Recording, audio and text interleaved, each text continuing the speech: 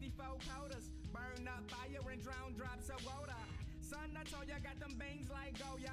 Gone up them pills, got me jumping off the sofa. Hotter than a hot pocket out the devil microwave. Model bitches begging just to be a nigga sex slave. Excited foreign garments looking tailor-made. And when these bitches see me, man, they wetter than a Everglades. Every day, same shit, me getting paid. Waking up, new bigs, me getting laid. Used to take bottle back, waitress bring the bottle back. Now they see me shining and they looking like a Sour Patch. Niggas catch a heart attack. Newport South Pack never blow blunt raps. But these blunt raps sewn up. Whoever thought I'd be the greatest growing up? Yeah, wishing that a kid just to be grown up. Yeah, whoever thought I'd be the greatest growing up? Grown up.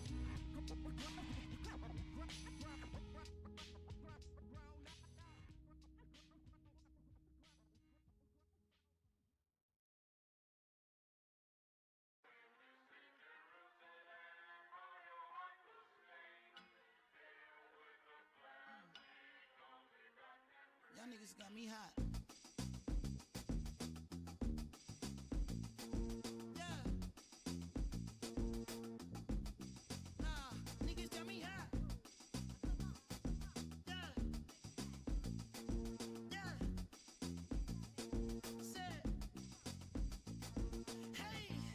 Well, that's exactly what a nigga came for. You throwing shots from afar. I'ma meet you at your front door. So hard to be doing what you really meant for, beauty.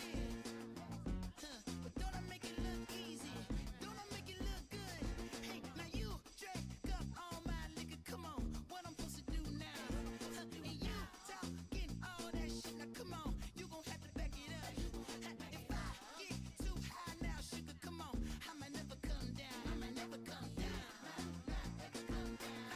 Let me get down.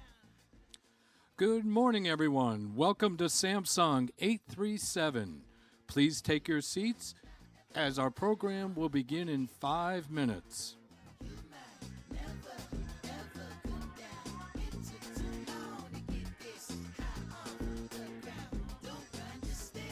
Come on, can't beat it, can't beat it, can't beat it, can't beat it with the big bad dough. Can't see it with your pitch black Gucci frames on. Let me take these bitches off. Let me get the full scope. Hold up, full screen HD. Let me take another picture. Let me pull it to the pre-show.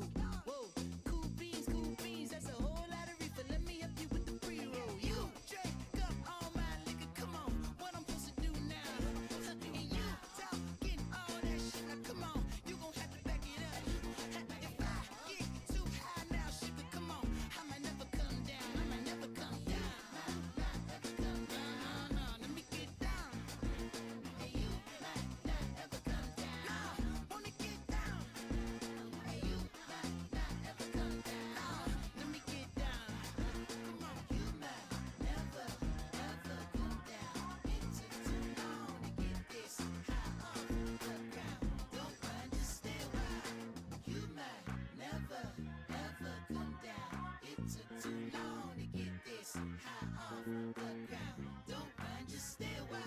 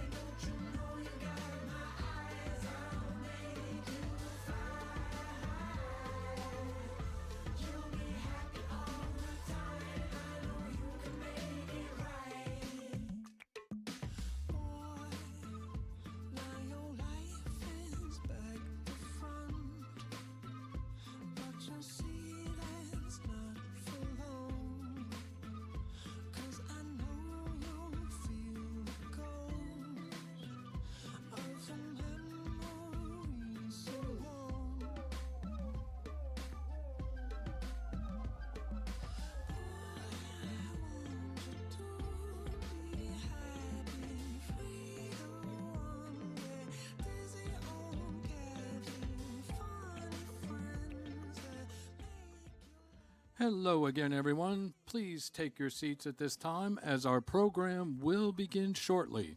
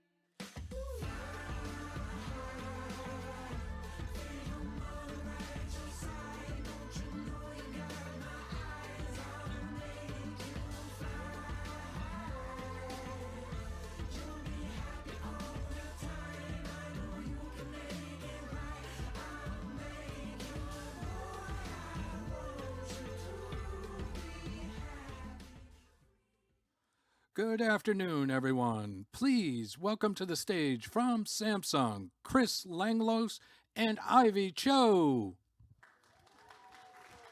Hey everyone, how's it going? Welcome. Thanks so much for being here. We are here for day 2 of 837 Next. My name is Chris Langlois. And I am Ivy Cho. We're both members of Samsung's public relations team, and we are so excited to be with you for 837 Next, which is our week-long series of programming featuring live panels, discussions, performances, and more. A lot going on. We are so proud to be bringing together a community of NFT artists, creators, and also emerging tech innovators during this 4th annual NFT NYC week. So with that, again, thank you to everyone here in person who's here for day 2. Round of applause for yourselves. Hopefully you came for a great time today. Here live from our Samsung 837, which is our flagship experience store right here in the heart of the Meatpacking District in New York City. So it's great to be with all of you here in person. And for those who are also live streaming in from our brand new Discord server or the metaverse, thank you so much. So if you're here yesterday or you're tuning in now, we are excited to be with you all week long. So before we dive in, a quick little background on this space. We built this back in 2016, not only to showcase the latest and greatest of Samsung products. Also, if you guys haven't seen the 2022 Frame TV, highly recommend, it's amazing. But it's also a hub where art, fashion, tech, gaming, and culture collide. And so we're seeing this happen in the NFT space as well. So it's only natural we are celebrating what's next in the industry right here at 837. Okay, so as you walked in, we hope you had the chance to check out the incredible art being displayed across all of our Samsung screens. Also, this one here, 3 stories tall. Pretty cool, right? All the necks are always craning when people come in here. It's pretty cool to see. Everything you're seeing has been the work of Art Blocks, which, we know is the first of its kind platform that's focused specifically on generative NFTs stored permanently on the Ethereum blockchain. So in just a moment, we'll be starting a discussion on emerging trends in the digital art space and also the new avenues that we're showcasing NFT art through, including on your very own Samsung TV. So at this time, we're going to welcome Lesley Silverman from United Talent Agency up to the stage, who will be moderating this discussion. Lesley, come on up. We'll hand it over to you. Awesome. Thank you so much. I'm going to invite all of my esteemed panelists to join me at once, but good afternoon, everyone. Welcome to day 2 of NFT NYC, and I'm so glad that you could join us this afternoon to celebrate Art Blocks. I see some friends in the audience, and it's really good to see you all here and to get to talk about how we display art, how we think about generative art.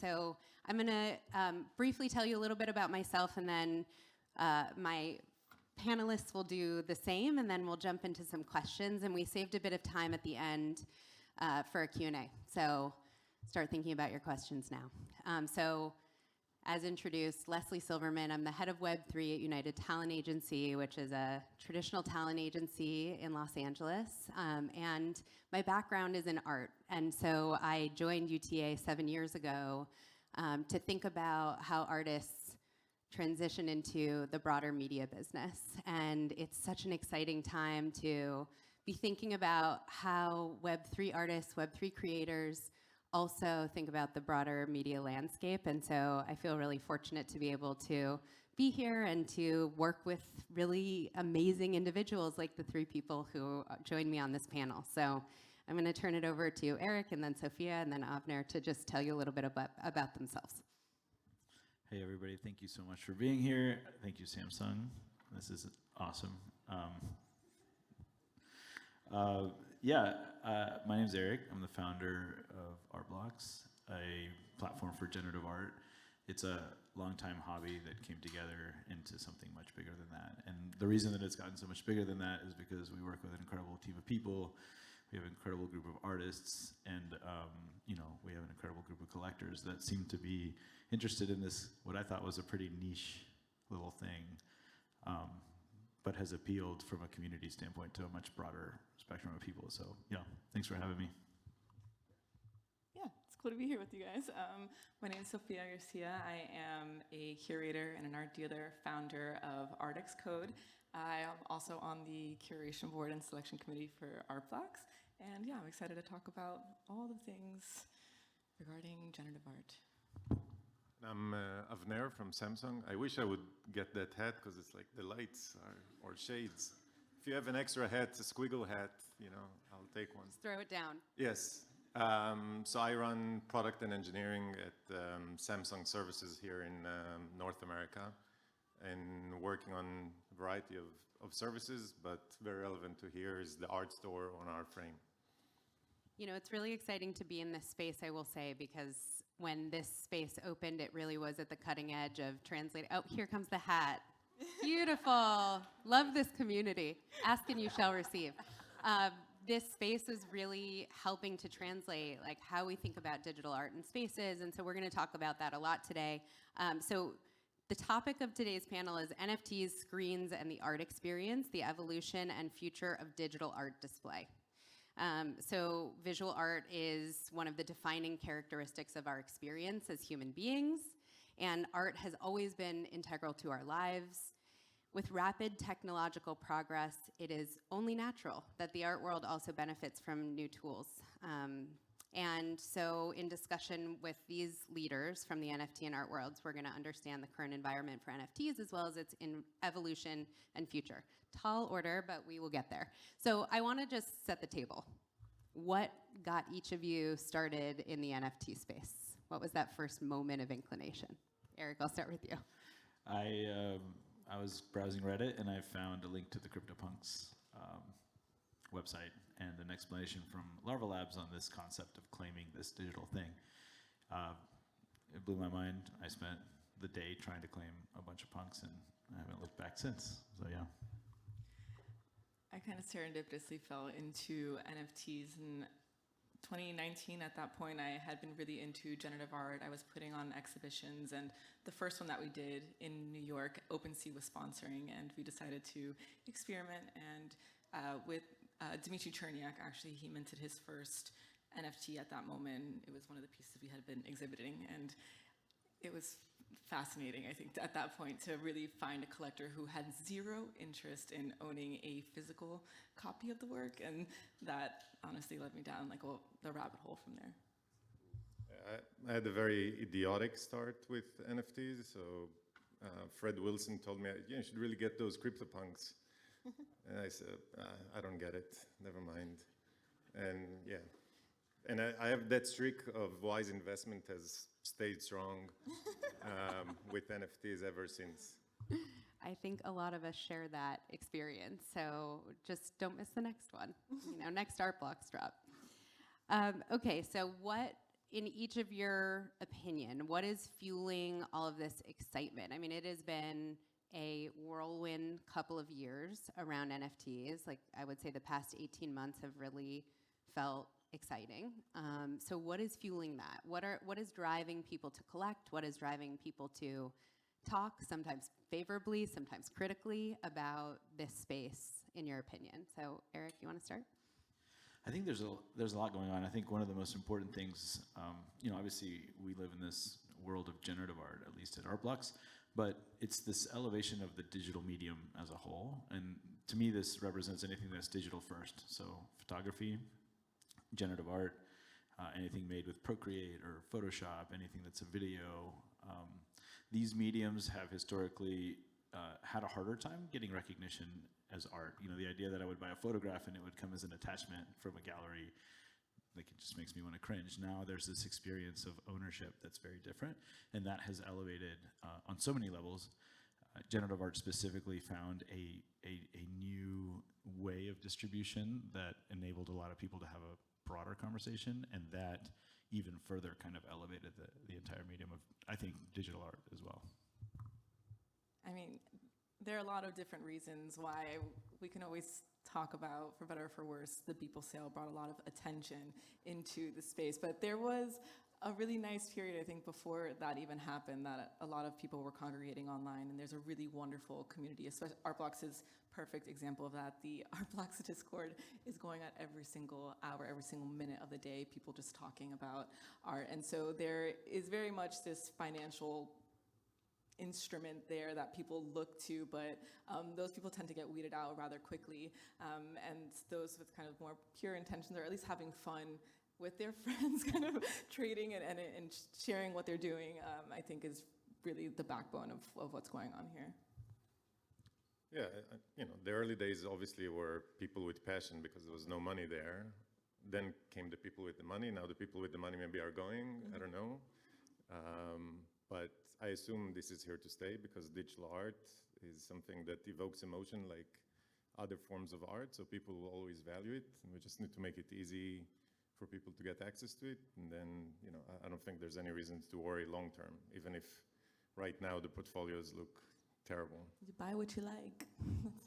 I mean, it's pretty undeniable that real creation is happening in this space. I can't help but continue to look back at what is going on behind us, and these projects are undeniably art. And I always find that artists sort of root out the possibility and the next wave of technology before everybody else, and then everybody else follows, and that's certainly what's happening today.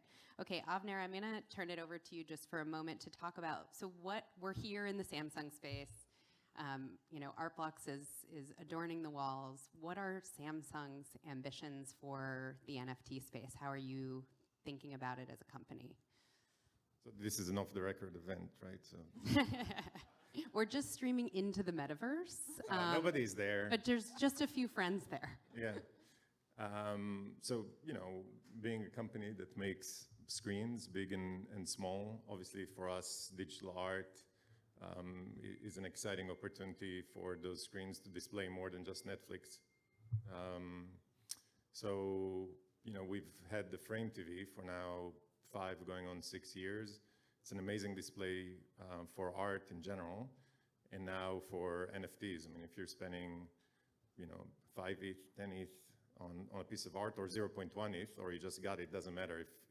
If you love it and you want to display it, you need a screen in order to show it, and we think the Frame is right now the best display that you can use to do it. What we need to do with NFTs and make it easier for the community is we have to make it much easier for people to bring their NFTs from their wallets or their ledgers or wherever they store them on their frames, so it becomes a seamless experience. Right now, to buy an NFT is very hard for most people. Also, to put your NFT on the TV is too hard, so it's our responsibility to make it easier. So, you know, we're excited to do it, and, you know, we think that you know, it's just the beginning of digital art getting its proper time in people's homes, offices, and so on. So long term, we're extremely excited. Short term, we're excited. Again, putting the portfolios aside. Would you say that there is a direct demand for this? I'm going to ask the rest of you this as well, but a direct demand for the ability to display in a high quality manner your art portfolio? 100%. I mean, we hear it from people all the time. You know, we're trying to engage and make it easy. We're, you know, in events like this, NFT NYC, we're trying to put our screens everywhere so people can see art in a screen that deserves that type of art. So we think the demand is there from consumers 100%. And you know, it's not just us in this space. There's many other startups other people trying to make that transition easier. And we hope that what's going to happen is that every home is going to have displays, not just TVs, that are going to be used primarily for the display of art. Right. And what do you think, Sophia? Like, how do people want to engage with NFTs? I mean, you put together this extraordinary exhibition at Art Basel last year. What is that demand like? What do people want to experience? Like, how do they want to experience their NFTs? So it's absolutely yes, people want to experience it in their home, but at the same time, not always. So there's two parts to this. I mean, I think traditionally we are comfortable with having something framed on our wall. It makes us happy to walk into our homes and say, I bought this artwork, it makes me happy, here we go. And being able to show your friends in the same capacity. There's some artworks that should not be viewed as prints, so it's not always the case, and that's when digital screens come into play. I mean, Jeff Davis's color studies specifically, a great example, those are not supposed to be prints, those are supposed to be viewed digitally.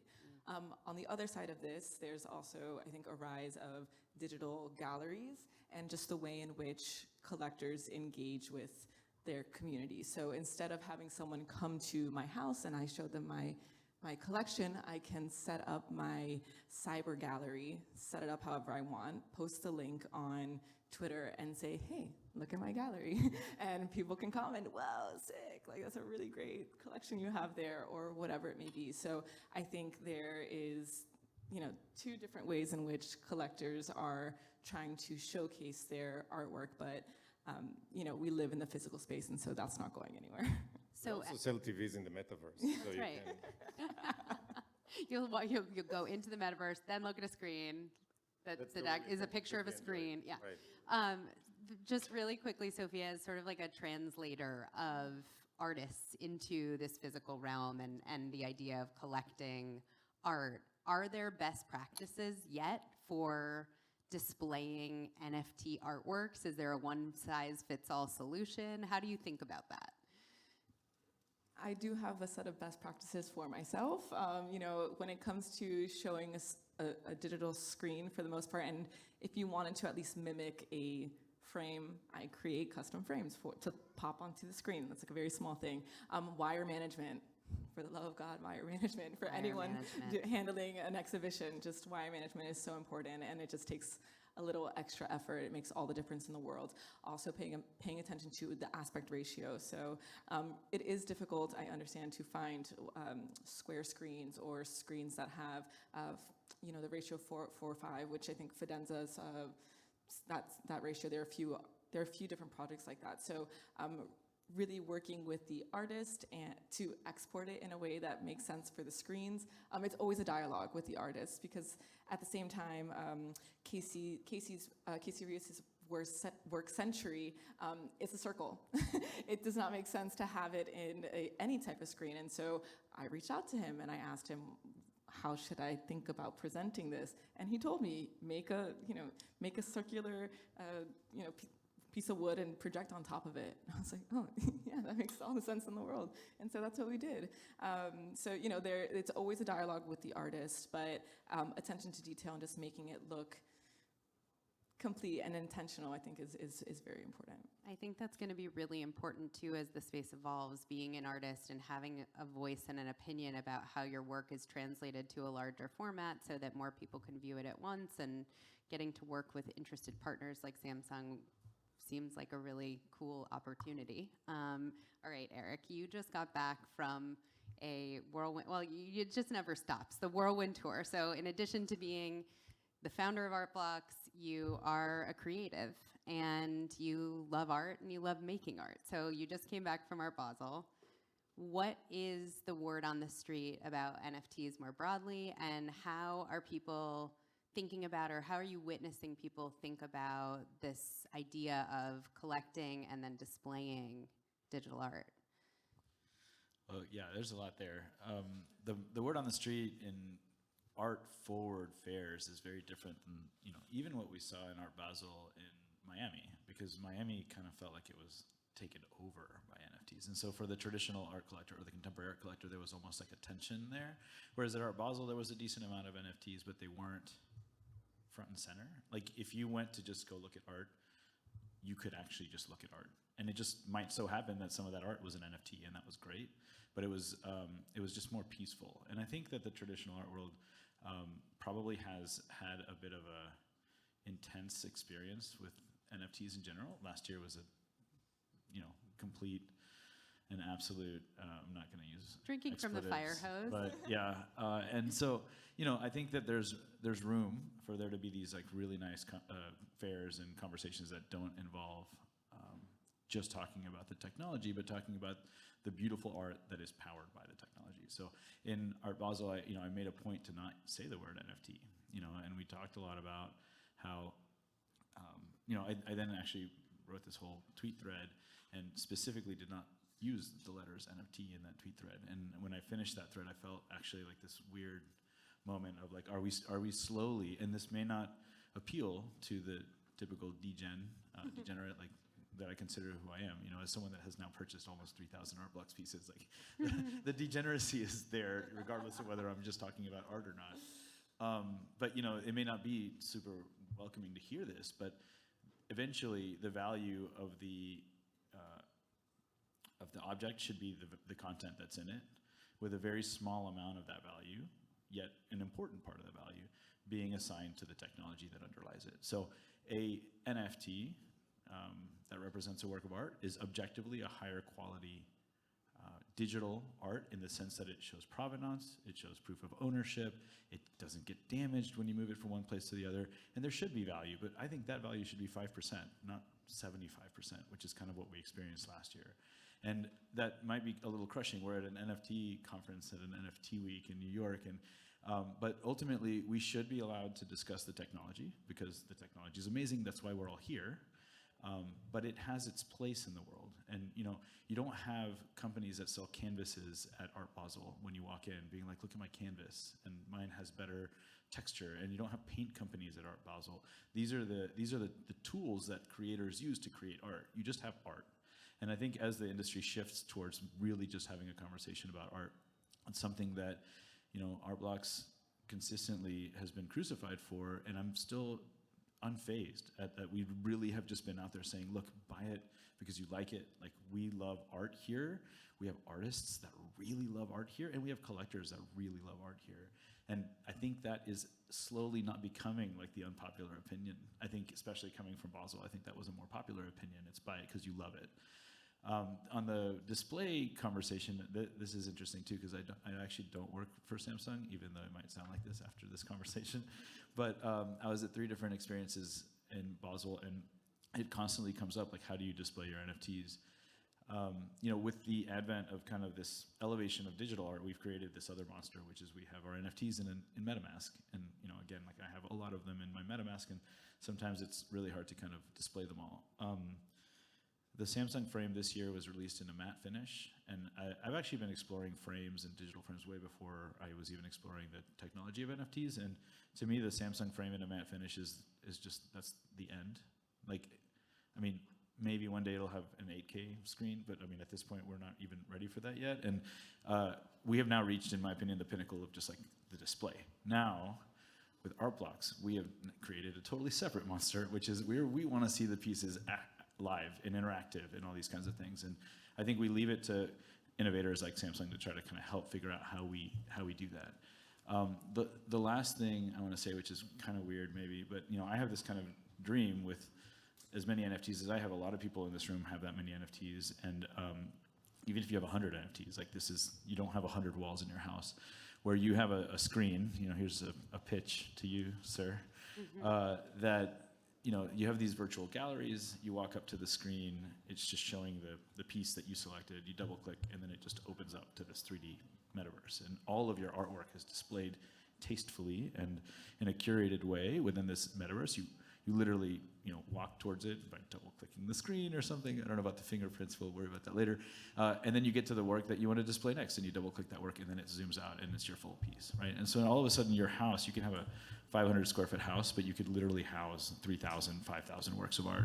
And that is something that to me feels reasonable and achievable for the future, and it's going to involve just more interactive displays and all that stuff. But for now, the pure fact that I look at a screen in my house that does not look like a television, And really, it had to be matte for that to happen. I mean, that's what was absolutely required. I have a screen in my house that does not look like a television. And so I feel like I'm living with art, not just digital art or not something that was made by a computer. And it feels soft, and you dim it, and at night it really just feels like a work of art, and it's really impressive. So I feel like this is where we've come. I can't wait to see where the innovation goes from there. I'm going to tack I just heard about this great feature that we're going to release next year. You go in, it's a gallery, Okay, I'm going to without tack touching something the on to screen. that too. We think about institutions as in some way being sort of the pinnacle of an artist's career, to be sort of memorialized permanently in some of the major collections in the world. And you also think about incredible collectors who've amassed collections that they now have open to the public. Right. You have the Broad Museum in Los Angeles and tons all over the country. And that seems to be a trend. What if all of us could experience, Erick's collection, and it could be accessible to the public? I think, rather than having to be an invited guest, only some of us will get the privilege of being an invited guest at your house. And so, making that available to others to experience and explore as well, I think is a great, just like slight addendum to your idea. And preaching to the choir here too, there's a huge difference between the contemporary art world as we know it now and the NFT space, in that every single NFT that's ever been created is available for everybody to view for free, period. That's huge.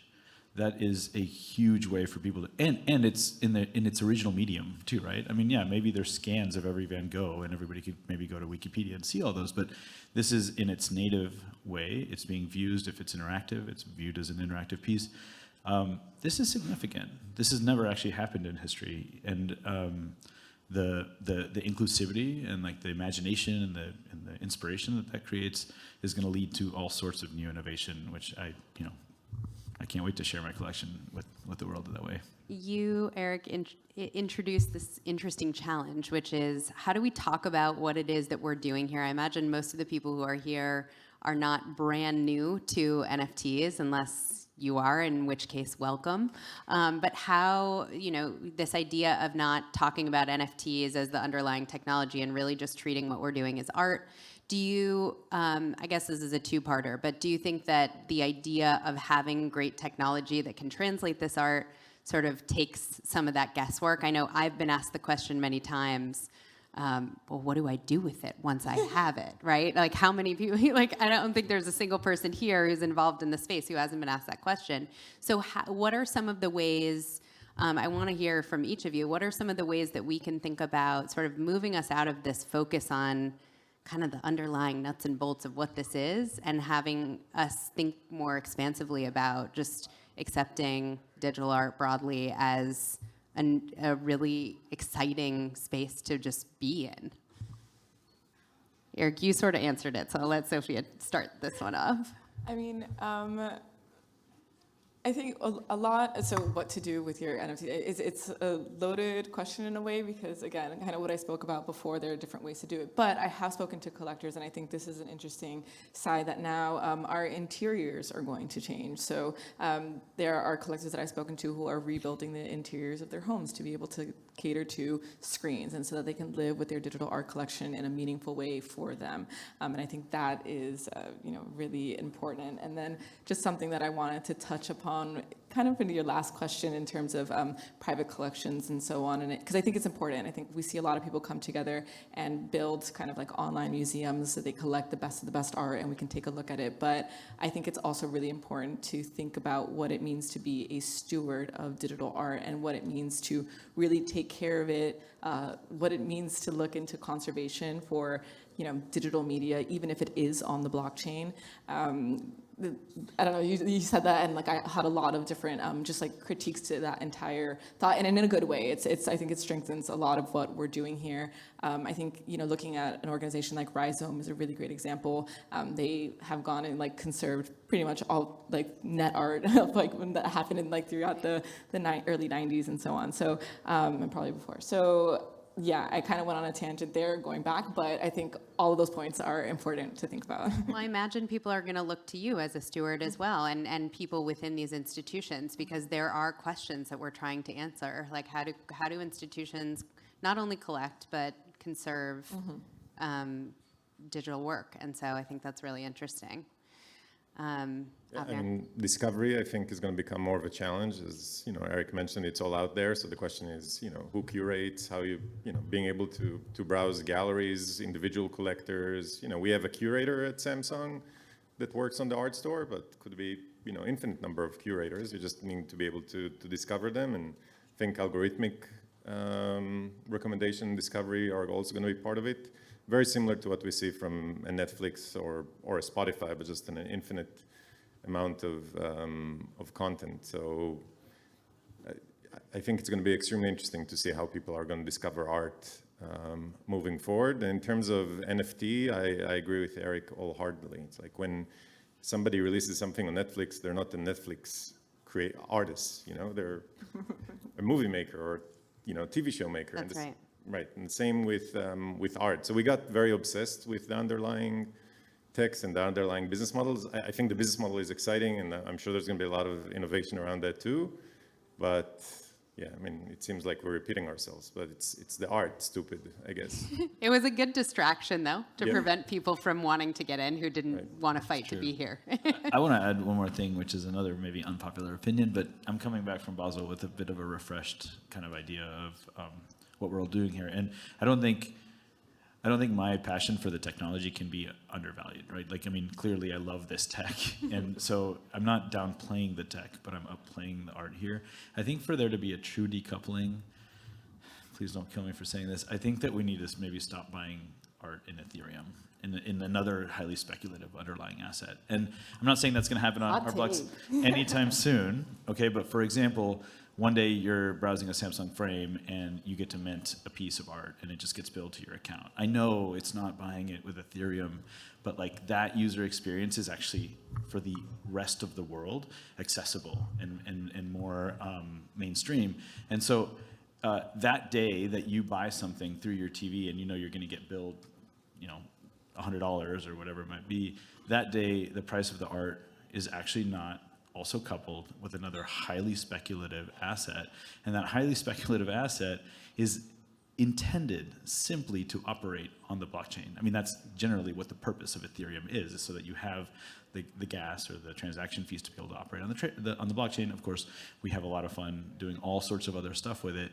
But once you find that separation, and it may simply be that screens start doing that, that is, I think, also going to be one of the biggest separations for the space. But you can buy art in the Samsung art store today. You can license it to showcase at your dinner party. So is there a difference? I believe that there is, but I'm asking a self-serving question. Is there a difference between, leasing a work from the store for your dinner party versus true ownership of a unique work of art? I believe that there is a difference. I think it is, a certain leap that people need to make, especially in a digital world where I can view it for free. So why pay $5,000 or $100 to own it? But I think when you own something, you have a different relationship with it, and I think that's something that is, very human and relatable. And if there's underlying technology that enables a marketplace to happen, then it's not like owning an iTunes movie, right? It's owning a piece of art that there's scarcity and there's a market for it. I think that's eventually it's going to become a mainstream notion. Today, any one of us that is talking with a family member or a friend that is not in that space, that's the biggest leap that they need to make. And I think it's on companies like us, everybody else that has a mainstream audience, to try and make it more approachable. And to me, it's obvious at this point, but I think it's going to take a few years for it to be mainstream. Having it be related to fiat currency, I think, is also important, because as long as you think about the rent you're paying with dollars and the milk you're buying with dollars and everything else you're buying with dollars, And we see it even now at NFT NYC. I discussed it with Erick. You see the prices go up of ETH. You know, it was supposed to be minted at 1, now it's minted at 3. Why? Because the artist said, you know, I want to get $3,000. I don't want to get 1 ETH. So That's interesting. I mean, I think there's also an important distinction between, you know, an NFT and an on-chain generative artwork. I think collecting on-chain generative art specifically is really important because as a generative art geek who has been collecting generative art for some time now, when I used to collect this work, I had to buy, you know, emulations of it. They were prints of the work, kind of screenshots of the program running, and now because of the way that, you know, on-chain generative art works, you actually get to, you know, you're acquiring that performative act of the work, you know, in the browser, and I think that's really special and really, really beautiful. That's kind of the relationship now as a collector that you can have with the artwork. I have just one more little thing to say to that. I was on a panel, I don't know which one, but I said that, you know, people ask me what the future of NFTs is for me, and, you know, I got a very solid reaction from saying that the NFT that is interesting to be purchased, not because of scarcity, but literally because you just want to own it. Like, there doesn't have to be a cap on it, right?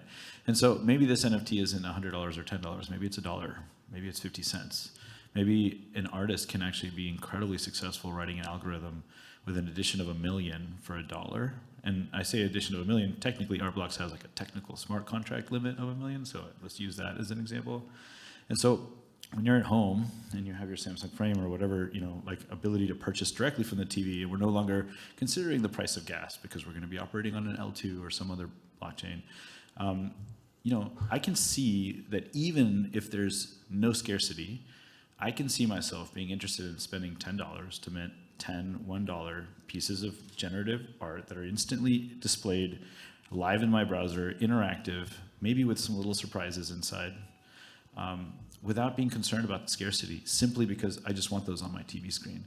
You know, you buy a $1,000 TV, the idea of buying like $1 artwork is not that crazy. And like the idea of keep having that birth of the art experience, where that's, I think, one of the most beautiful things for Artblocks collectors and artists alike, is that you experience the birth of the piece at the same time. I think having that moment for $1, $5, $10, I think an artist making even, I mean, just, you know, not to be crass and talk about money, but that's $1 million that an artist can make by an addition of $1 million for $1. And when we talk about mainstream, you'd have to sell $1 million for it to be considered mainstream. Like, we're not talking about additions of, like, there are millions and millions and millions. CryptoPunks for free. People.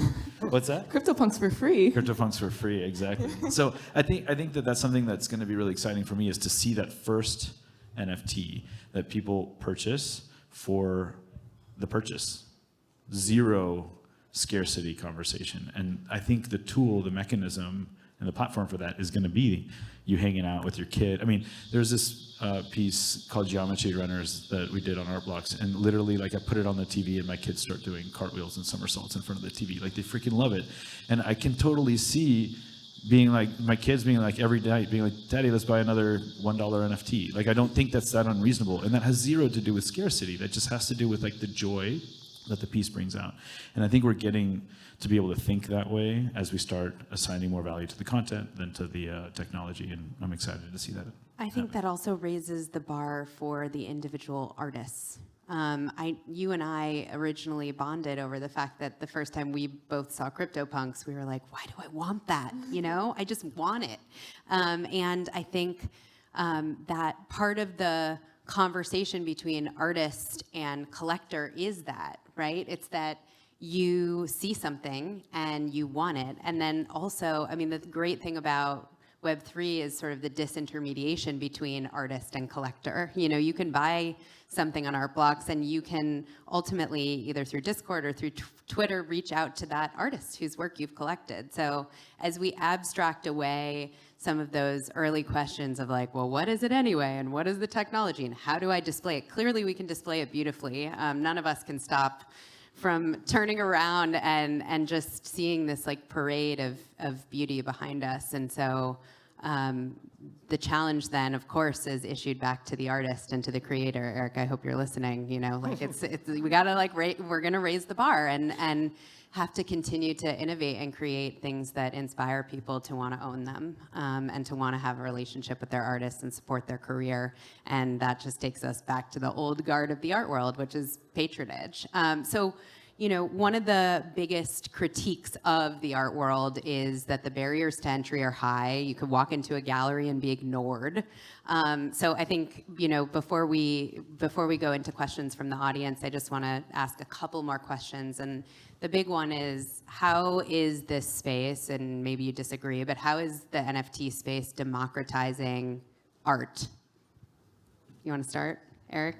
Oh, Sophia, go. I mean, I think artists, Def Beef is a great example of this. He's an artist who owns, he wrote his own smart contracts. He released his products to his own accord, did not have to talk to anyone about it, ask permission. He did it, the community found him, and he is so celebrated across the community. You no longer need a gallerist but that's not to say that gallerists are the enemies. I think we see a lot of, you know, there are a lot of practices that happen in the traditional art space that now are being kind of squashed in this space, where there is no more, there's the opaqueness of pricing.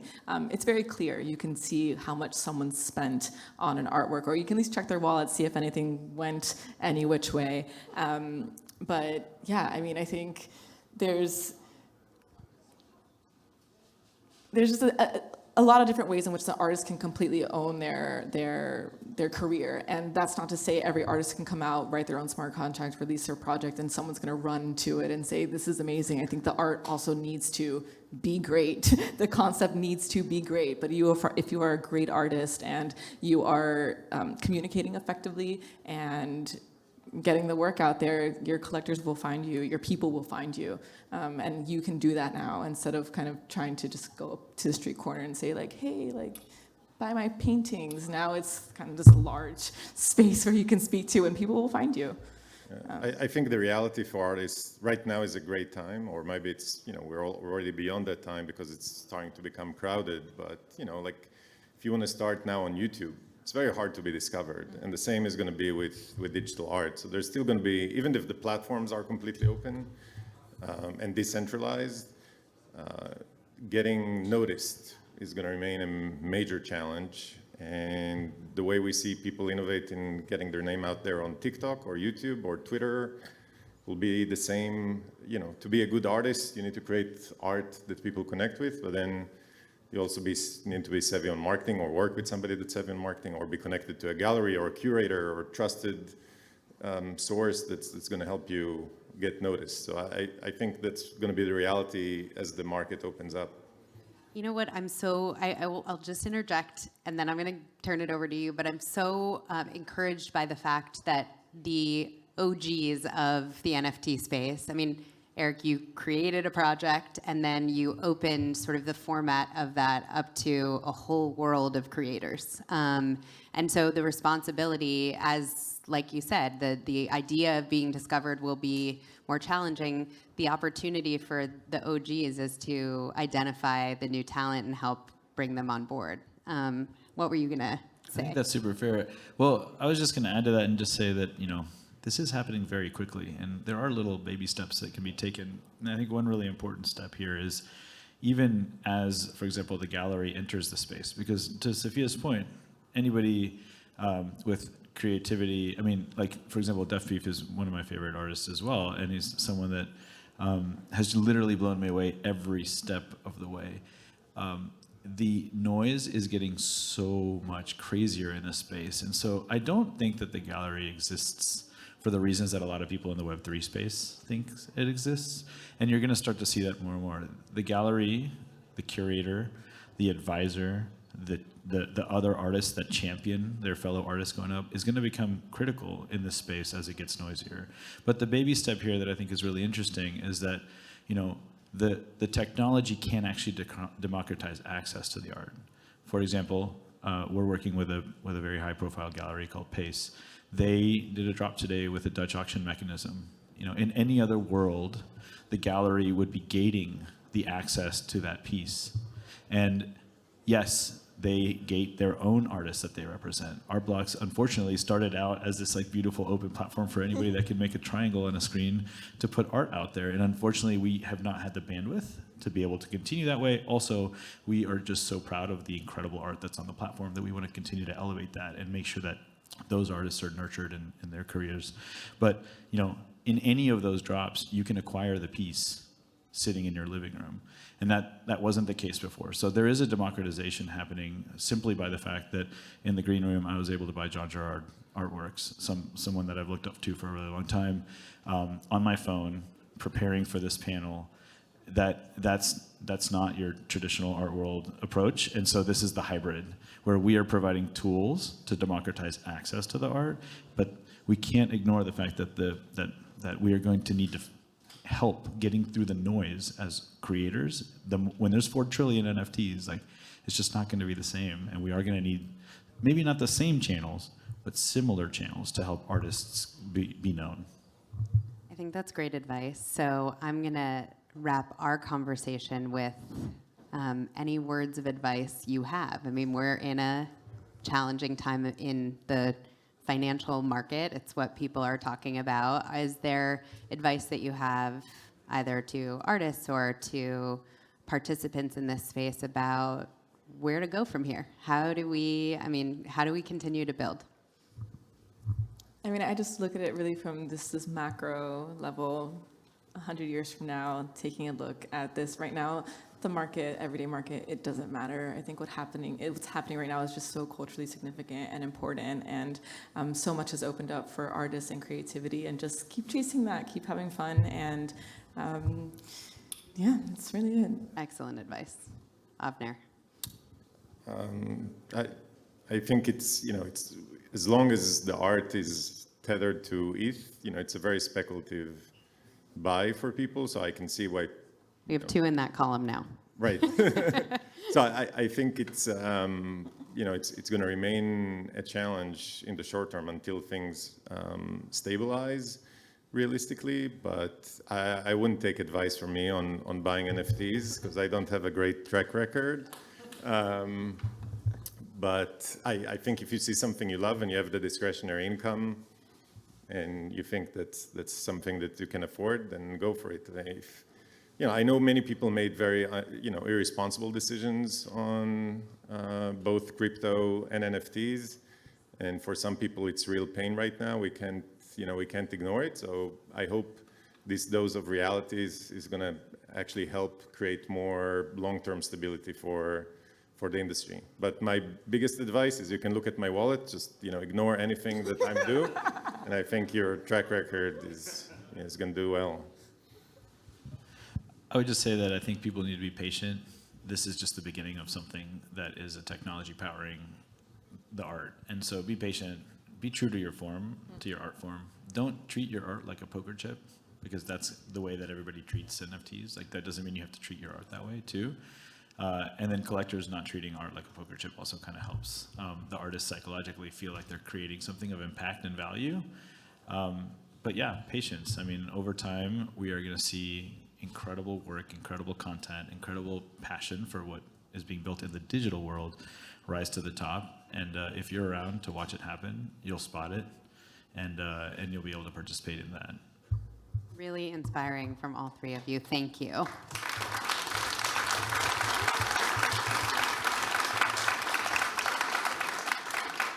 Oh, I nailed that. Yeah, 15 minutes for questions. Okay, so I'm going to open it up to everybody here. I can barely see you because of the blinding lights, and I didn't get a cool hat, but just throw your hand in the air and we'll get a microphone over to you. And just a reminder, so I have one down here in the front, a reminder to speak into the microphone, even if you think your voice is loud. That was my friends at Samsung, their advice to you. So right here, in the front. Hey guys, thanks for that. That was great. What advice would you give a traditional artist who is curious about the Web3 and the NFT space, but maybe isn't a coder or a generative artist themselves? How do they get into and exposed to the world of NFTs? What kind of art they create? Digital art or? No, not in any way digital. A traditional artist who may wish to get into NFTs and launch something in the NFT world. Yeah, I think again NFTs, some of it is a business model, and I think actually NFTs attached to physical items will become a thing as well. So if the artist is a sculptor, and that's their passion, that's what they dream of, that's how they spend their days, I wouldn't say like go create digital sculpture because, there's like a business opportunity there. But definitely pay attention to NFT, and there's already efforts underway, a few startups that are creating this attachment between NFTs and physical art. So my advice, if again, I warn anybody against taking any of my advice, would be to continue doing what, you love and passionate about, and, and be savvy about, upcoming opportunities like NFTs. But I wouldn't go into digital for the money. It's probably the wrong place to go for anything. I think just being curious is the first step, and trying to find the different communities out there. Twitter, you're going to need Twitter. Like if you want, you have to be on Twitter. That's where all the conversations are happening. I learned so much on there.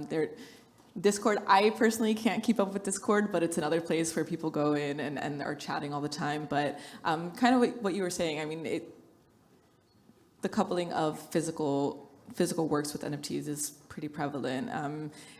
The first time I started doing NFTs, we were selling the NFTs as certificates of authenticity for physical artworks. It really wasn't until 2020 that I kind of ditched that model and went purely digital. But I think more and more products will start coming along to make that a lot easier, because I think right now the user experience isn't there to actually facilitate the transfer of physical goods to people, just given how anonymous everything is, and the protection of security and all of those things. So we'll get there, I think, slowly but surely. But I know that people are already working on it, so definitely worth exploring.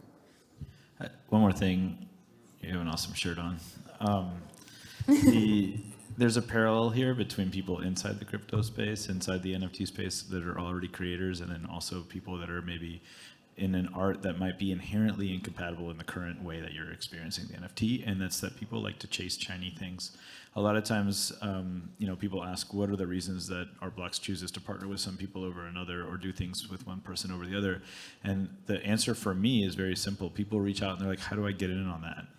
And to me, that's automatically like, this is not a partnership, right? And I feel like there are people that are creating in the traditional mediums that genuinely are curious. They do feel, in some cases, left out or marginalized because they don't get to participate in the space. But this is just one little tributary of art, which is digital art. NFTs are inherently compatible with digital art. Technology may catch up. I have a distinct issue with the idea that something could be separated from a physical. So even though the certificate of authenticity is fantastic in that you can list a certificate enabling an artist to get a secondary market royalty for a physical thing, which is just completely bonkers in the world of art up until leading up to this technology, there's still something that I hesitate about there. I'm not exactly sure, we're there yet. It feels a little bit of a square peg round hole. I am confident that there will be some innovation, some solution for that. But right now, it just happens that this type of art is going through a renaissance, and this type of art is being catered to by a new technology that's allowing it to be elevated. It's an art that was oftentimes neglected, and right now it's having its heyday, and I feel like it's really interesting to, not push too hard just because you see what's happening. Like, just be focused on what you do. You've been doing it for your whole life, and I don't know. It's hard. I can imagine being on the other side of that and just being very frustrated. And I've had a lot of comments like that in the past, but I just don't think it's there yet. Like, I just don't think it's. This is not what this technology facilitates. Is the physical stuff. Now, you have incredible artists, like people in this audience, that take a physical piece and then they do stuff to it digitally, and that's a brilliant way of value add to the physical using this technology. And so that's an exploration. It's like, people say, oh, I want to get in on that, but maybe they're not willing to learn Photoshop. Well, you're an artist, you clearly are creative, you're clearly wonderful at composition.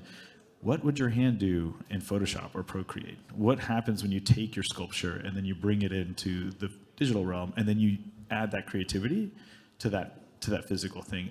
Now it's digitally native.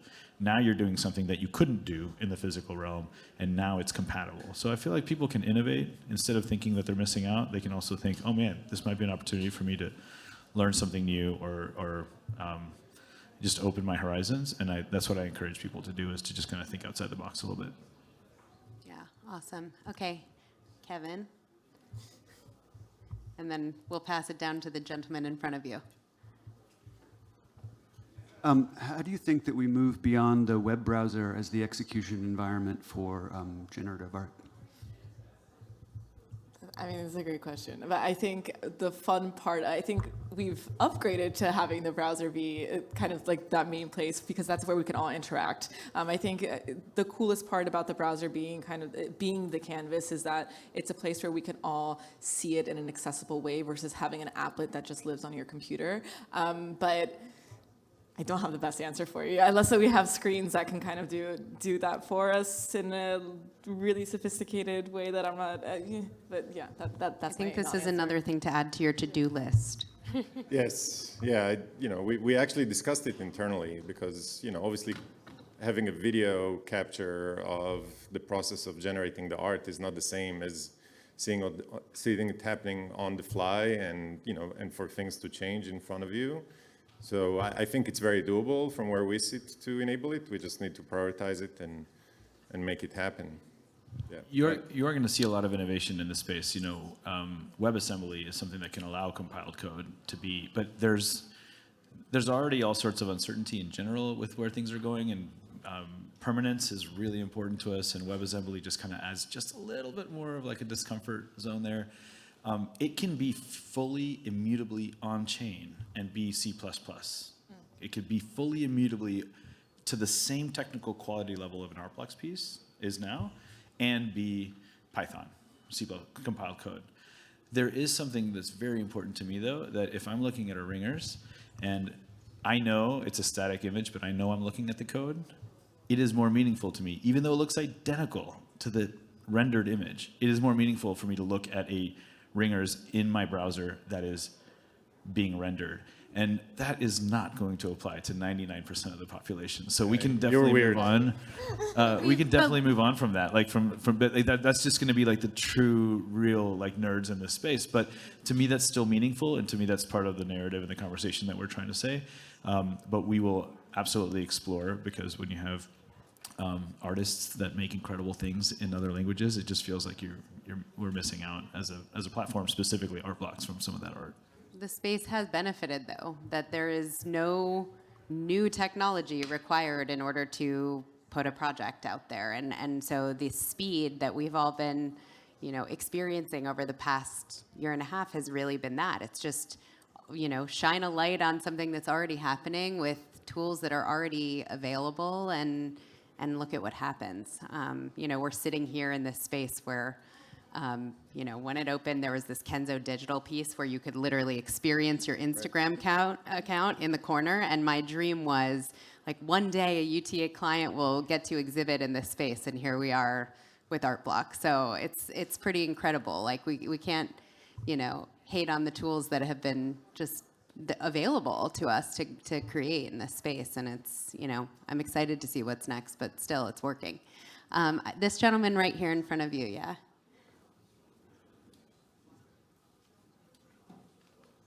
Hi, thank you. My question is about searchability, and you all spoke about, kind of the traditional way of marketing TikTok and things like that, and it makes me cringe a little bit. I would love if there was some algorithmic way of searching for things. Maybe it's some parameter of artwork where there's metadata for any kind of NFT or something like that. My question would be, if there were no traditional marketers, where would you start with making artwork or NFTs searchable in an algorithmic way? I feel like those are like platform. Like right now, the way that we kind of search in the NFT space anyway is very dependent on platforms like OpenSea. I think we're starting to see platforms that are a little bit more focused. So I know Archipelago just opened yesterday. Archipelago.art is a new platform specific to generative art and really working on some of the user experience issues that a lot of the NFT ecosystem is plagued with. And so there you can kind of start looking through different projects that are very specific to, again, a very unique demographic in the NFT space. But OpenSea, the issue with searchability has always been an issue. Same thing with, Super Rare at least has a much smaller pool of artists. But given that we are still dependent on a lot of these platforms for searchability, it's a platform issue and user experience is a product issue.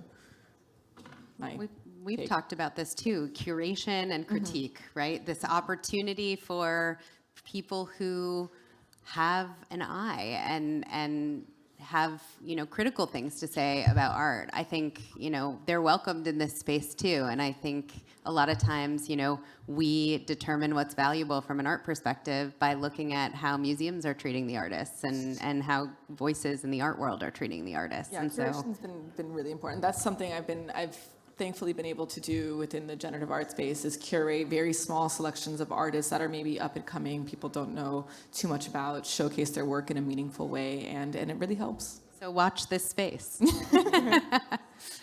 Yeah, last question.